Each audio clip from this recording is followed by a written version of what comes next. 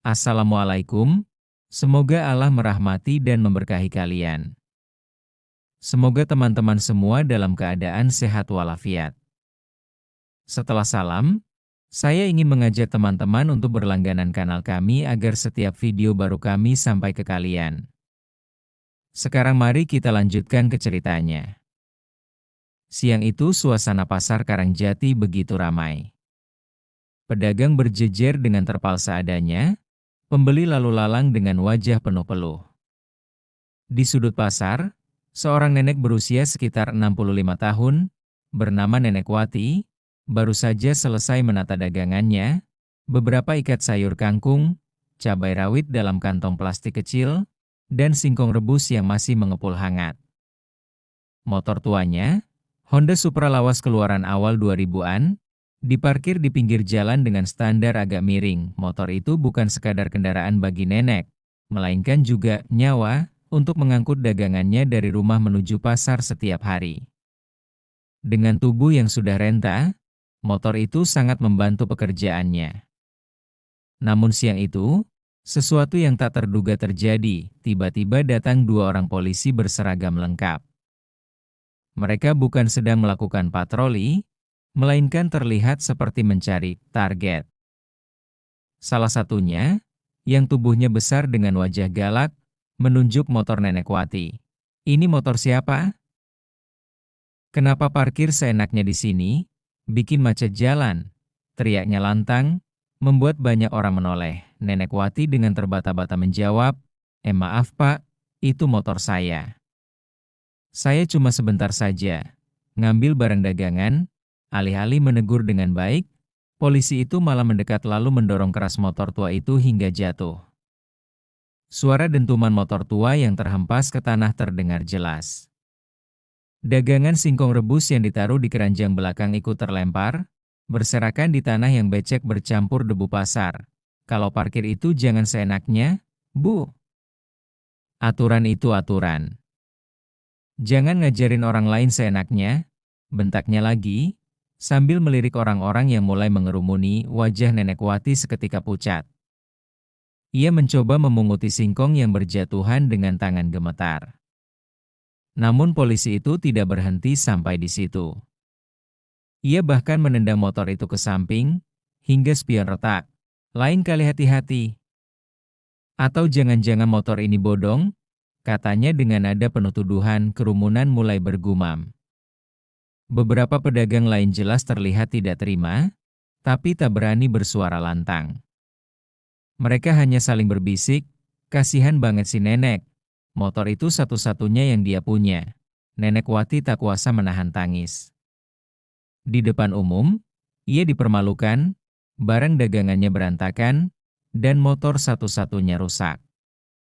Namun ia hanya bisa berkata lirih, "Pak, jangan begitu. Itu motor saya satu-satunya.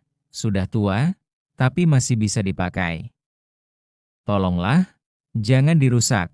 Sayangnya, ucapan itu hanya ditanggapi tawa sinis dari polisi arogan tersebut. Suasana pasar yang tadinya ramai, mendadak berubah tegang.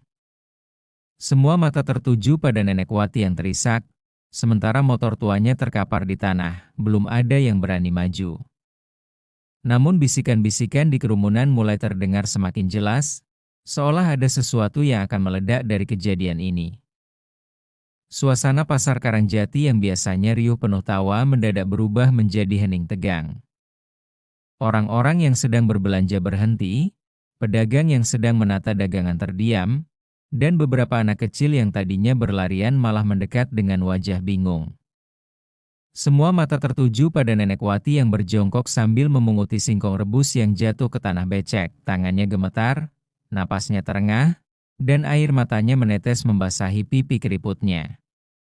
Motor tua miliknya kini tergeletak miring, spionnya retak, knalpot penyok, sementara dagangan yang tersisa kotor terkena debu dan tanah. Polisi yang arogan itu masih berdiri dengan dada membusung, seolah bangga dengan apa yang baru saja dilakukannya. Ia melirik kiri kanan, memastikan orang-orang melihat aksinya, seakan ingin menunjukkan wibawa. Rekannya yang lebih muda hanya terdiam, tampak ragu, tetapi tidak berani menegur seniornya. Lain kali jangan macam-macam ya, Bu. Aturan tetap aturan. Kalau tidak bisa ikut aturan, jangan bawa motor, kata polisi itu dengan nada sinis. Kerumunan semakin ramai. Beberapa pedagang mulai bersuara lirih, "Pak, nggak gitu juga caranya," kasihan nenek itu. "Iya, motor tua kayak gitu bukan buat gaya-gayaan, tapi buat kerja. Malah dirusak, parah banget, polisi kok modelnya gini." Bisik-bisik itu semakin keras.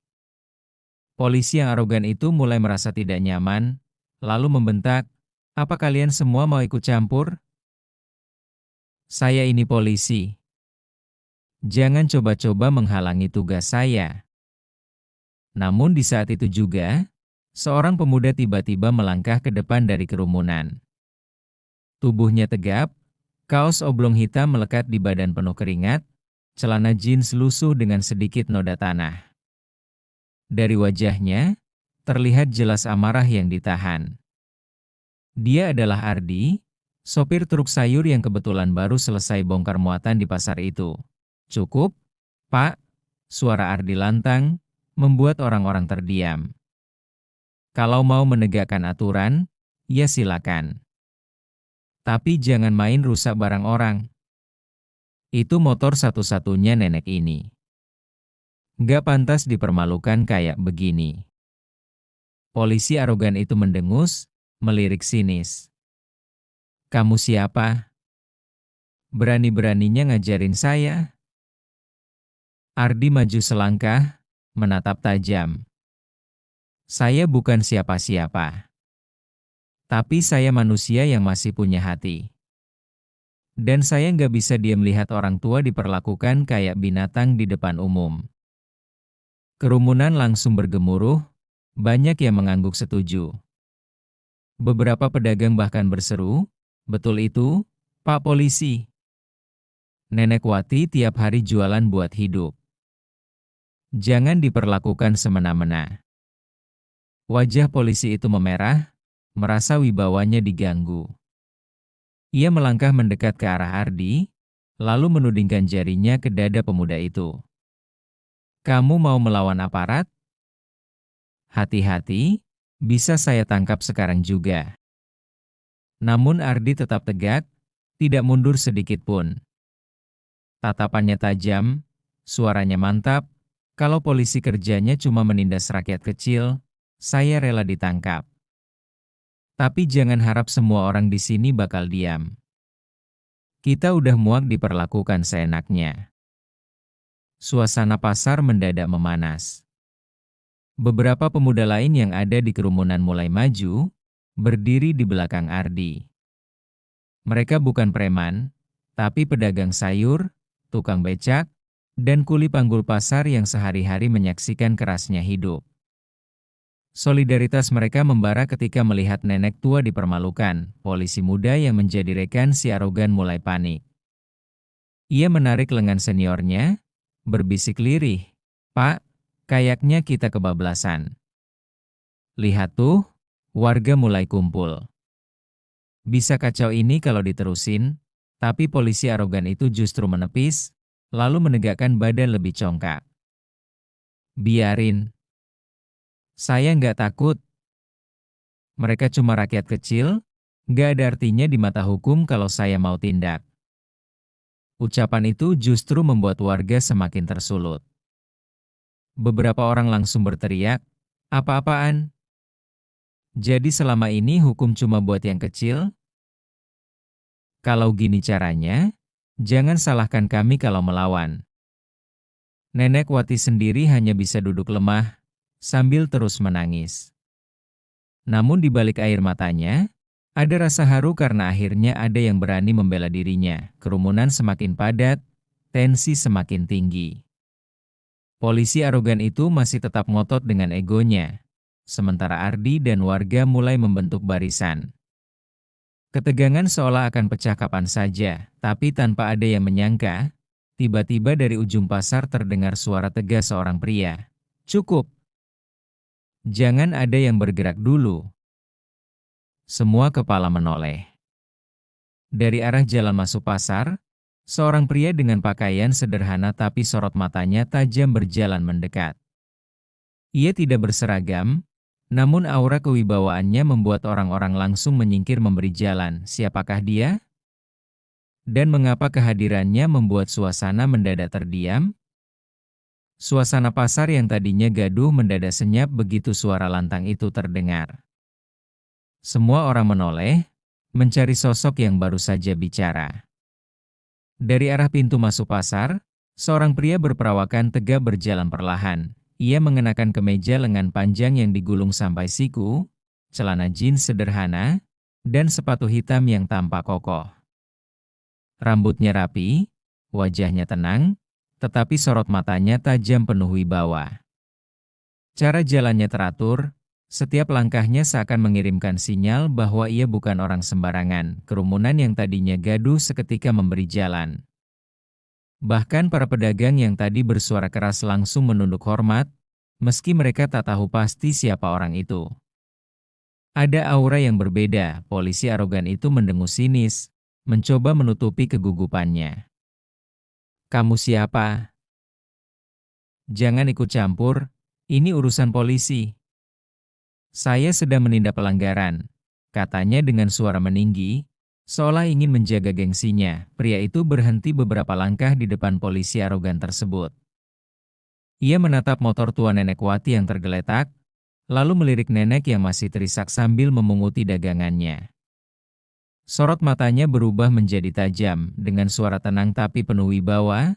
Pria itu berkata, kalau menegakkan aturan, lakukan dengan cara yang benar.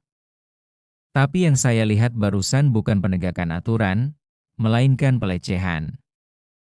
Itu bedanya polisi sejati dengan preman berseragam. Kerumunan langsung bergemuruh, ada yang bersorak pelan, ada pula yang hanya mengangguk-angguk setuju. Wajah polisi arogan itu memerah, merasa terhina. Hei, jangan kurang ajar.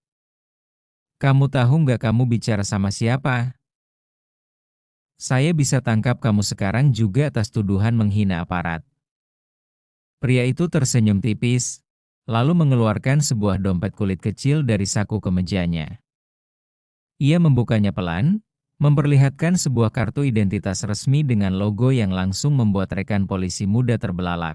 Nama saya Mayor Aditya, Intel Kodam Siliwangi. Kalimat itu membuat suasana pasar seketika meledak dalam keheningan. Orang-orang yang tadinya hanya penonton kini langsung berbisik kencang. Intel Kodam? Ya ampun, pantesan auranya beda. Gawat, polisi itu kena batunya. Jadi selama ini dia diam-diam mengawasi. Polisi muda yang dari tadi gugup langsung menelan ludah, wajahnya pucat. Ia mundur selangkah, menunduk, tak berani menatap langsung Mayor Aditya. Tapi polisi arogan itu masih mencoba menjaga wibawanya. Intel? Hah, saya nggak peduli. Walau kamu tentara atau siapapun, ini wilayah polisi, bukan tentara. Jadi jangan coba-coba sok mengatur, katanya sambil menunjuk-nunjuk dengan nada penuh emosi. Mayor Aditya hanya tersenyum tenang, tetapi sorot matanya menusuk. Ia melangkah lebih dekat hingga jarak wajah mereka hanya setengah meter. Dengan nada dingin, ia berkata, kalau benar ini wilayah polisi, seharusnya kau menjaga martabat seragammu. Tapi yang kulihat, kau malah mempermalukan rakyat kecil, menendang motor tua seorang nenek, dan menginjak harga dirinya. Itu bukan tugas polisi. Itu sifat preman jalanan. Kata-kata itu seperti tamparan keras. Kerumunan langsung bersorak, betul. Bukan polisi yang begini caranya. Ardi yang berdiri di belakang ikut angkat suara. Saya sudah bilang dari tadi, Pak. Kalau memang mau menegakkan aturan, lakukan dengan benar.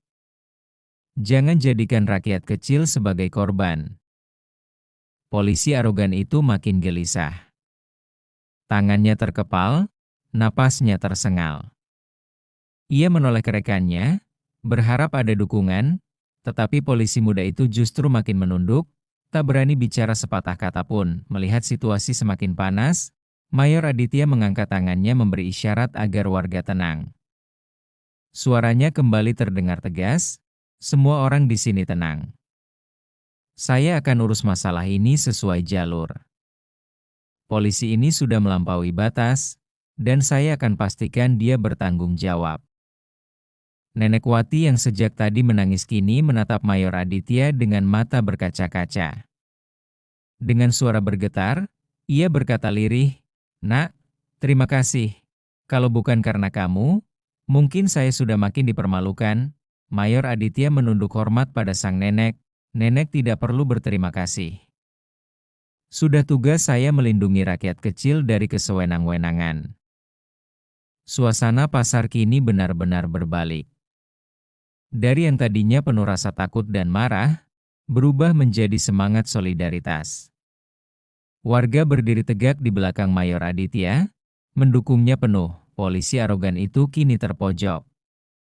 Wajahnya pucat, tangannya berkeringat. Ia menyadari bahwa kesombongannya telah menjerumuskannya ke dalam masalah besar. Namun egonya belum sepenuhnya runtuh. Dengan suara keras, ia mencoba mengancam, "Jangan kira saya akan tinggal diam. Saya punya atasan, dan saya bisa laporkan ini semua. Jangan sampai kamu menyesal sudah ikut campur, Mayor." Mayor Aditya menatapnya dingin, lalu berkata pelan tapi menghantam, "Silakan lapor atasanmu. Justru aku ingin tahu, siapa yang berani membela polisi arogan yang mempermalukan rakyat kecil. Jangan salah, setiap tindakanmu tadi sudah dilihat banyak saksi, bahkan direkam oleh warga. Kamu pikir bisa lari dari kenyataan?"